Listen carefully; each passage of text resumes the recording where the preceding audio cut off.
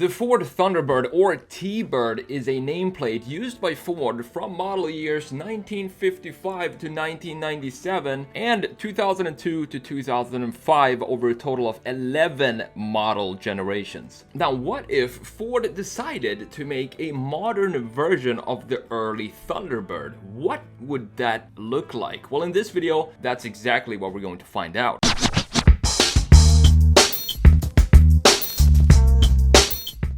Hey guys, and welcome back to the channel. It's a Sketch Monkey here, and this video is all about the 1963 Ford Thunderbird. We're gonna take it and modernize it into a version that could be produced today. Introduced as a two-seat convertible, the Thunderbird was produced in a number of body configuration throughout its production life. And listen to this. This includes a 4-seat hardtop coupe, 4-seat convertible, 5-seat convertible and hardtop, 4-door pillared hardtop sedan, 6-passenger hardtop coupe, and a 5-passenger pillared coupe, with the final generation produced as a strict 2-seat convertible. I feel like the only version missing is a Thunderbird SUV, which now when I think about it, could be a cool redesign video in the future. With the 1958 addition of rear seats to the Thunderbird, while initially very controversial, marked the creation of market segment eventually known as personal luxury vehicles. An American interpretation of a Grand Tourer,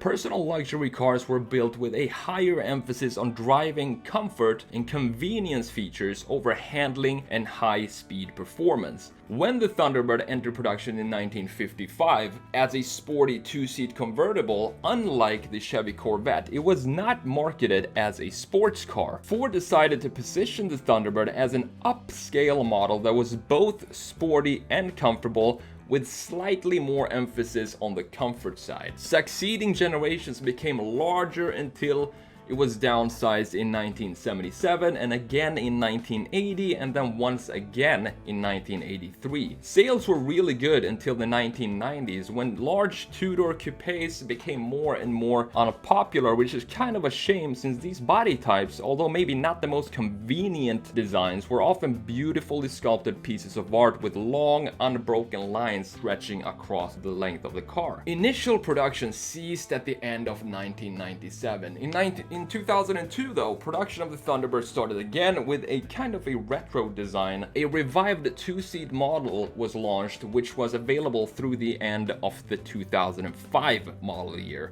And a lot of people dislike the look of the last Thunderbird with its retro-inspired design. Me personally, I think it's a really good-looking car and a great homage to older generations. And if we look at the lifeline of the Thunderbird, this is a typical design that just went very downhill fast in the 80s and the 90s. It doesn't have any personality during that time, and I kind of like the 2002 version because it brought back that personality, the original design of the Thunderbird. And it is a good modernization of an old design, and it's something unusual for a production car. From its introduction in 1955 to its final design in 2005, Ford produced over 4.4 million Thunderbirds. So how did the Thunderbird come to be? What was the idea behind it? Well, in 1953, a smaller 2-seater sports roadster was created for Henry Ford II, and this was called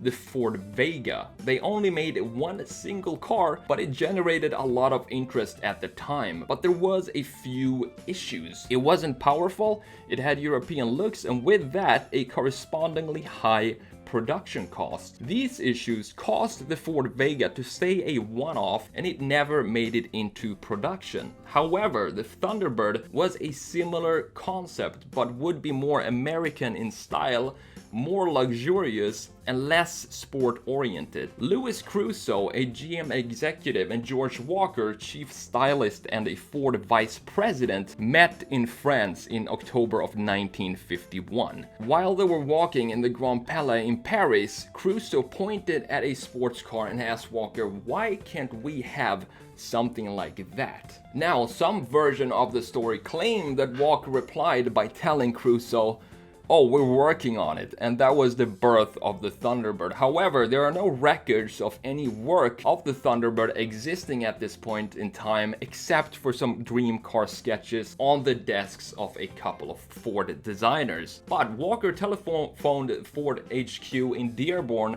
and told the designer Frank Hershey about the conversation he just had with Crusoe. He wanted to make these sketches into reality. So Hershey took the idea and began working on the vehicle. The concept was for a 2-passenger open car with a target weight of 2,525 pounds, that would be 1,145 kilos, an Interceptor V8 engine based on the forthcoming overhead valve Ford V8 slated for the 1954 model year introduction, and a top speed of 100 miles per hour or 160 kilometers per hour. Crusoe then saw a painted clay model on May 18th of 1953, which corresponded closely to the final car. He gave the car the go-ahead in September after comparing it with current European trends. After Henry Ford II returned from the Los Angeles Auto Show in 1953, he approved the final design concept to compete with the then brand new Chevy Corvette, and with that, the Thunderbird was officially born. Under rapid development, the Thunderbird went from idea to prototype in about a year, being unveiled to the public at the Detroit Auto Show of February 20th, 1954. At the time, it was a 2-seat design available with a detachable glass fiber hardtop and a folding fabric top. Production of the Thunderbird began later in 1954 on September 9th, with the car beginning sales as a 1955 model on October 22nd of 1954. Though sharing some design characteristics with other Fords of the time, such as single circular headlights and tail lamps and modest tail fins, the Thunderbird was sleeker and more athletic in shape, with its stretched out lower body lines. It also had features like a hood scoop and a 150 miles per hour, 240 kilometers per hour speedometer, hinting a higher performance nature than other Fords didn't possess. Mechanically though, the Thunderbird could trace its roots to other mainstream Fords. Though inspired by and kind of positioned directly against the Corvette, Ford built the Thunderbird as a personal car, putting a greater emphasis on the car's comfort and convenience feature rather than its inherent sportiness. And the Thunderbird, when it came out in '54, was a great success. It sold exceptionally well in its first year. In fact, the Thunderbird outsold the Corvette by more than 23 to 1 for 1955, with 16,155 Thunderbirds sold against only 700 Corvettes. And with this Thunderbird success, only a few changes were made to the car for 1956. I mean, why change such a winning concept? The most notable change was moving the spare tire to a Continental style rear bumper in order to make more storage room in the trunk. However, the added weight over the rear with the added spare tire had some effects on the steering and handling of the 1956 Thunderbird. Among a few other changes were the new paint colors, the addition of circular porthole windows as standard in the fiberglass roof to improve rearward visibility, and a 5.1-liter Y-block V8 making 215 horsepower when mated to a 3-speed manual transmission, or a 225 horsepower when mated to a Ford-O-Matic 2-speed automatic transmission. The Thunderbird was revised for 1957 with a reshaped front bumper, a larger grille and tail fins, and larger tail lamps, along with an optional, more powerful 300 horsepower version of the 5.1-liter V8. So let's talk about the redesign and what we're doing here to the 1963 Ford Thunderbird. It's funny to look at this, the car and its generations, all up until late 80s when the 83 to 88 model came out, which was the 9th generation. Then you see this decline in identity in the design, and especially when you go down to 89 to 97, which was the 10th generation, which is a straight up